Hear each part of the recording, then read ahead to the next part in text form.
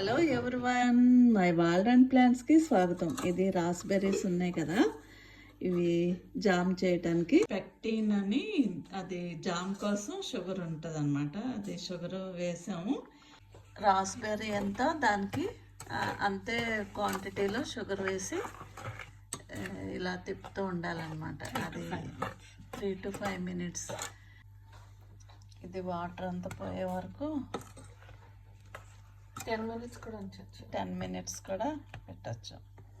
ఎంత చక్కగా అవుతుంది. ఇది ఎంత రాస్బెర్రీ గింజలన్నీ వచ్చినాయి.